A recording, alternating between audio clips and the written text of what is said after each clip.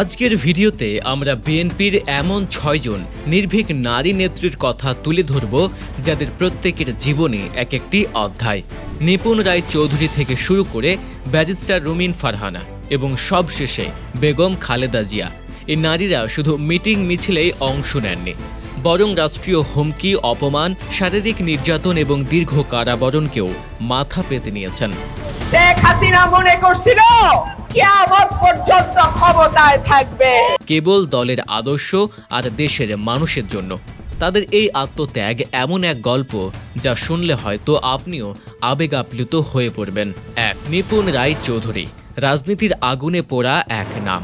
নিপুণ রায় চৌধুরী একজন আইনজীবী, একজন স্পষ্টভাষী কণ্ঠস্বর এবং একজন সাহসী রাজনৈতিক কর্মী। বর্তমানে তিনি বাংলাদেশ জাতীয়তাবাদী দলের জাতীয় নির্বাহী কমিটির সদস্য। তার পারিবারিক পটভূমি অত্যন্ত শক্তিশালী। তার শ্বশুর ছিলেন একজন স্বনামধন্য বিচারপতি এবং বাবা ছিলেন একজন নির্বাচিত মন্ত্রী।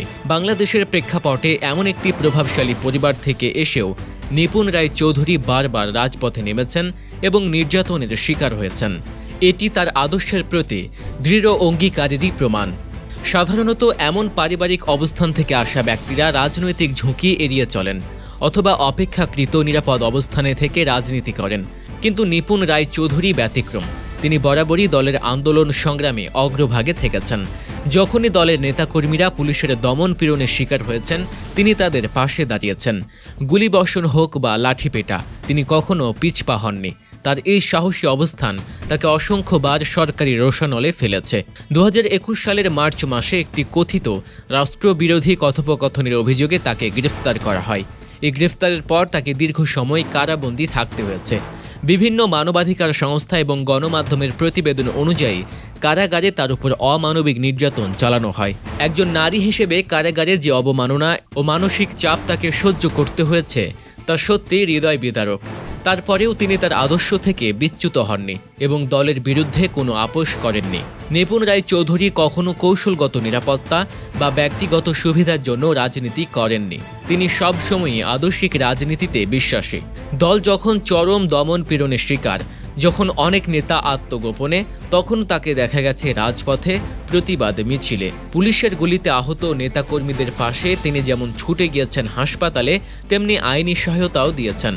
তার এই অদম্য স্পৃহা এবং সাহস তাকে বিএনপির তরুণ প্রজন্মের কর্মীদের কাছে এক অনুপ্রেরণার প্রতীক করে তুলেছে। 2, ব্যারিস্টার শাকিলা ফারজানা। কালো গাউন থেকে রাজপথে রক্তাক্ত সাহস। ব্যারিস্টার শাকিলা ফারজানা বাংলাদেশ জাতীয়তাবাদী দল বিএনপির আইনজীবী সংগঠন জাতীয়তাবাদী আইনজীবী ফোরামের একজন গুরুত্বপূর্ণ নেত্রী। তিনি একজন অভিজ্ঞ ও সফল আইনজীবী হিসেবে পরিচিত। তার চেম্বার সবসময় বিচার প্রার্থীদের ভিড়ে মুখরিত থাকত, কিন্তু নিজের ব্যক্তিগত ক্যারিয়ার এবং সফলতাকে ছাপিয়ে তিনি দলের নেতাকর্মীদের আইনি সহায়তা দিতে রাজপথে নেমে এসেছেন। তার পেশাগত জ্ঞানকে তিনি দলের সংকটময় মুহূর্তে ব্যবহার করেছেন, বিশেষ করে যখন বিএনপি নেতাকর্মীরা ব্যাপক হারে গ্রেফতার ও হয়রানির শিকার হচ্ছিলেন। শাকিলা ফারজানা শুধু একজন আইনি পরামর্শদাতা নন, তিনি একজন সক্রিয় রাজনৈতিক কর্মীও। রাজপথে যখনই দলের কর্মীদের উপর হামলা হয়েছে, তিনি তাদের আইনি সুরক্ষা দিতে এগিয়ে এসেছেন। তার সাহসী ভূমিকার কারণে তিনিও সরকারি রোষানলের শিকার হন। 2015 সালে তাকে গ্রেফতার করা হয় একটি চাঞ্চল্যকর অভিযোগে। তার বিরুদ্ধে জঙ্গি অর্থায়নের অভিযোগ আনা হয়, যা বিএনপির পক্ষ থেকে হাস্যকর ও ভিত্তিহীন বলে অভিহিত করা হয়েছিল। এই অভিযোগের পরিপ্রেক্ষিতে তাকে প্রায় 9 মাস কারাভোগ করতে হয়েছে। এই দীর্ঘ কারাবাস তার ব্যক্তিগত, সামাজিক এবং পেশাগত জীবনে চরম বিপর্যয় নিয়ে আসে। তিনি মানসিক চাপ, সামাজিক হেয় প্রতিপন্নতা এবং পেশাগত ক্ষতির সম্মুখীন হন। তবুও তিনি তার অবস্থানে অটল ছিলেন। কারাগারে থেকে জামিনে মুক্তি পাওয়ার পর তিনি পুনরায় সক্রিয় হন এবং আজও তিনি বিএনপি নেতাদের পক্ষে আদালতে দাঁড়িয়ে তাদের আইনি লড়াই চালিয়ে যাচ্ছেন। তার একটি বিখ্যাত উক্তি হল, সত্যের পক্ষে দাঁড়াতে কষ্ট হয়, কিন্তু মাথা নত হয় না। এই উক্তিটি তার অদম্য সাহস এবং ন্যায় প্রতিষ্ঠার প্রতি তার অবিচল বিশ্বাসের প্রতিফলন ঘটায়। ব্যারিস্টার শাকিলা ফারজানা একজন নারী হয়েও প্রমাণ করেছেন যে আইনি পেশা এবং সক্রিয় রাজনীতিকে এক বিন্দুতে মিলিয়ে দেশের জন্য লড়াই করা সম্ভব। 3, শাহরিয়া ইসলাম শায়লা। ছাত্র দল থেকে জাতীয় রাজনীতির এক সাহসিনী। শাহরিয়া ইসলাম শায়লা একজন নির্ভীক রাজপথের কর্মী এবং বর্তমানে বাংলাদেশ মহিলা দলের একজন দায়িত্বশীল নেত্রী। তার রাজনৈতিক যাত্রা শুরু হয়েছিল ছাত্র জীবন থেকেই। ছাত্র দলের একজন সক্রিয় সদস্য হিসেবে ছাত্র রাজনীতি থেকেই তিনি সাহসী এবং প্রতিবাদী একজন কর্মী হিসেবে পরিচিত লাভ করেন। রাজপথের প্রতিটি আন্দোলনে তার সক্রিয় উপস্থিতি তাকে বারবার সরকারি দমন পীড়নের শিকার করেছে। তিনি বহুবার লাঞ্ছিত হয়েছেন, গ্রেফতার হয়েছেন এবং নির্যাতনের শিকার হয়েছেন। শায়লার মতো নেত্রীরাই প্রমাণ করে যে রাজপথের রাজনীতি কতটা কঠিন হতে পারে, বিশেষ করে নারীদের জন্য। শারীরিক নির্যাতন থেকে শুরু করে মানসিক হয়রানি পর্যন্ত সবকিছুর মুখোমুখি হতে হয়। তা সত্ত্বেও তিনি কখনো তার আদর্শ থেকে সরে আসেননি। 2022 সালে 10 ডিসেম্বর ঢাকা বিভাগীয় গণসমাবেশকে ঘিরে যখন তীব্র উত্তেজনা চলছিল, তখন শাহরিয়া ইসলাম শায়লা আরও একবার সরকারি রোষানলে পড়েন। সমাবেশের আগে রাতের আধারে তাকে বাসা থেকে তুলে নিয়ে যাওয়া হয়। তাকে রিমান্ডে নিয়ে ব্যাপক শারীরিক ও মানসিক নির্যাতনের অভিযোগ ওঠে। তার অপরাধ ছিল তিনি মহিলা দলের পক্ষ থেকে শান্তিপূর্ণভাবে লিফলেট বিতরণ করছিলেন, যা গণতান্ত্রিক অধিকারের একটি অংশ। পুলিশি হেফাজতে তাকে যে নির্যাতন ও হয়রানির শিকার হতে হয়েছে তা দেশের গণতান্ত্রিক পরিবেশের জন্য এক অশনি সংকেত। রাজপথে পুলিশের কিল ঘুষি সহ্য করে দাঁড়িয়ে থাকা এই নেত্রী আজও দলের প্রতি অগাধ আস্থা এবং বিশ্বাস নিয়ে আন্দোলন চালিয়ে যাচ্ছেন। শাহরিয়া ইসলাম শায়লা বাংলাদেশের নারী রাজনীতিকদের জন্য এক অনুপ্রেরণার উৎস, যারা প্রতিকূল পরিস্থিতিতেও মাথা উঁচু করে দাঁড়াতে শেখান। 4. সৈয়দা আসিফা আশরাফি পাপিয়া, যিনি রাজনীতিতে মায়ের ভূমিকা পালন করেন। সৈয়দা আসিফা আশরাফি পাপিয়া বাংলাদেশ জাতীয়তাবাদী দল বিএনপির জাতীয় নির্বাহী কমিটির একজন প্রবীণ ও গুরুত্বপূর্ণ সদস্য। বয়স, অভিজ্ঞতা এবং আদর্শিক দৃঢ়তা মিলিয়ে তিনি দলের মধ্যে একজন অভিভাবকের মতো ভূমিকা পালন করেন। যে কোনো রাজনৈতিক কর্মসূচিতে তাকে দেখা যায় প্রথম সারিতে। বিশেষ করে মহিলা দল যখন কোনো কর্মসূচি দেয়, তিনি থাকেন অগ্রভাগে কর্মীদের সাহস জুগিয়ে। পাপিয়ার দীর্ঘ রাজনৈতিক জীবনে তিনি বারবার সরকারি দমন পীড়নের শিকার হয়েছেন। তাকে বহুবার পুলিশ গ্রেফতার করেছে, শারীরিক নির্যাতনের শিকার হতে হয়েছে। গণমাধ্যমের প্রকাশিত বিভিন্ন প্রতিবেদন ও মানবাধিকার সংগঠনের তথ্য অনুযায়ী তাকে গরম রড দিয়ে প্রহার করা হয়েছে এবং প্রকাশ্য রাস্তায় তার শ্লীলতাহানির চেষ্টা পর্যন্ত করা হয়েছে। এমন গুরুতর অভিযোগ রয়েছে। এই ধরনের বর্বরতা সত্ত্বেও তিনি আন্দোলন ছাড়েননি। তার কাছে দলের পতাকা শুধু একটি প্রতীক নয়, এটি তার জীবনের প্রতীক, তার আদর্শের প্রতিচ্ছবি। পাপিয়া তার ব্যক্তিগত জীবনকেও রাজনীতির সঙ্গে ওতপ্রোতভাবে জড়িয়ে নিয়েছেন। এক সাক্ষাৎকারে তিনি বলেন, আমার ছেলে যদি আমাকে হারিয়ে ফেলে, আমি চাই সে বলুক আমার মা দেশের জন্য মরেছেন, দলের জন্য লড়েছেন। এই উক্তিটি তার অদম্য দেশপ্রেম এবং রাজনৈতিক অঙ্গীকারের চূড়ান্ত প্রতিফলন। তিনি মা হিসেবে যেমন তার সন্তানের প্রতি দায়িত্বশীল, তেমনি একজন রাজনীতিবিদ হিসেবেও দেশের প্রতি তার দায়িত্ববোধ অপরিসীম।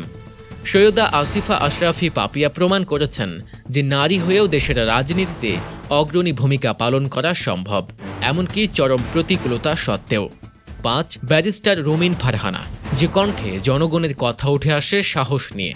ব্যারিস্টার রুমিন ফারহানা শুধু একজন আইনজ্ঞই নন, তিনি একজন উচ্চ মার্গের বক্তা, লেখক এবং রাজনৈতিক বিশ্লেষক। তিনি একসময় বাংলাদেশ জাতীয় সংসদের সংরক্ষিত নারী আসনে বিএনপির সংসদ সদস্য ছিলেন। সংসদে তার উপস্থিতি ছিল ভিন্ন এক বার্তা। তিনি ছিলেন একজন ব্যক্তি যিনি দেশের সর্বোচ্চ আইন প্রণয়নকারী প্রতিষ্ঠানের অন্যের বিরুদ্ধেও সোচ্চার ছিলেন। রুমিন ফারহানা সেই বিরল রাজনীতিবিদদের একজন, যিনি সংসদের ভিতর দাঁড়িয়েও নির্দ্বিধায় বলেছিলেন যে বাংলাদেশে গণতন্ত্র নেই এবং সংবিধান লঙ্ঘিত হচ্ছে। বাংলাদেশের মাটিতে সে ফিরতে পারবে না।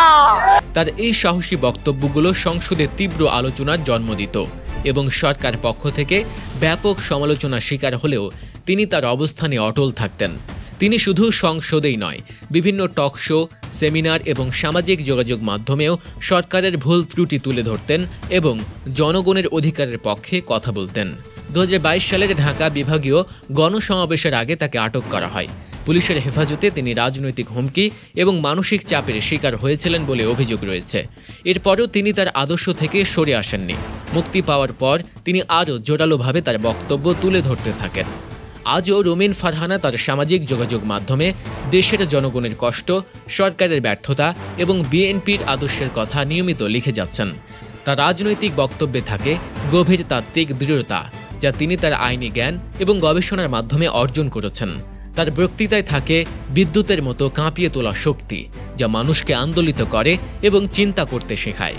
ব্যারিস্টার রোমিন ফারহানা একজন শিক্ষিত, মার্জিত এবং শক্তিশালী নারী নেত্রী, যিনি বুদ্ধিভিত্তিক উপায়েও সরকারের সমালোচনা করতে সক্ষম এবং দেশের গণতন্ত্র পুনরুদ্ধারে বদ্ধপরিকর।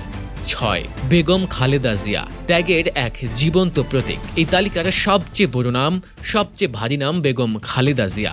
বাংলাদেশের রাজনীতিতে তার নাম একাধারে সম্মান, শ্রদ্ধা এবং বেদনার প্রতীক। বাংলাদেশের ইতিহাসে এমন একজন নারী নেই যিনি এতবার গৃহবন্দী হয়েছেন, এতবার কারাভোগ করেছেন, এতবার সন্তান হারিয়েছেন। তবুও তিনি তার আদর্শ ও দল ত্যাগ করেননি। তার জীবন যেন ত্যাগের এক জীবন্ত দলিল। বেগম খালেদা জিয়া শুধু একটি দলের প্রধানই নন, তিনি বাংলাদেশের 3 বারের নির্বাচিত প্রধানমন্ত্রীও ছিলেন।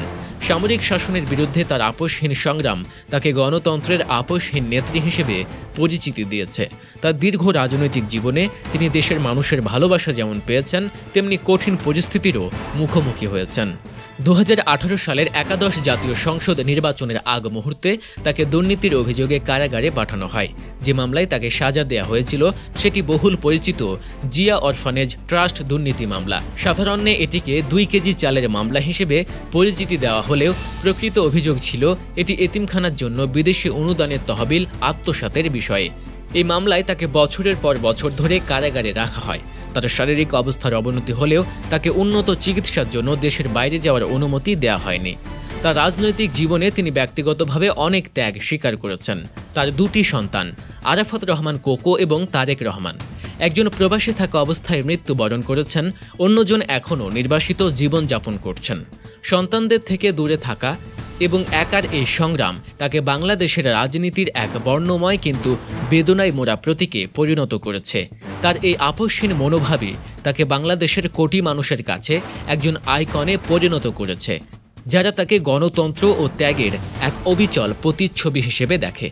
এই 6 জন নারী নেত্রীর ত্যাগ ও সংগ্রাম কেবল বাংলাদেশ জাতীয়তাবাদী দল বিএনপির ইতিহাসেই নয়, বরং বাংলাদেশের গণতন্ত্রের ইতিহাসেরই অবিচ্ছেদ্য অংশ।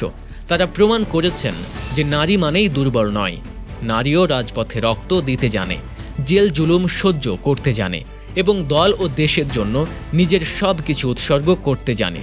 তাদের সাহসী ভূমিকা বাংলাদেশের নারী জাগরণে এক নতুন দিগন্ত উন্মোচন করেছে।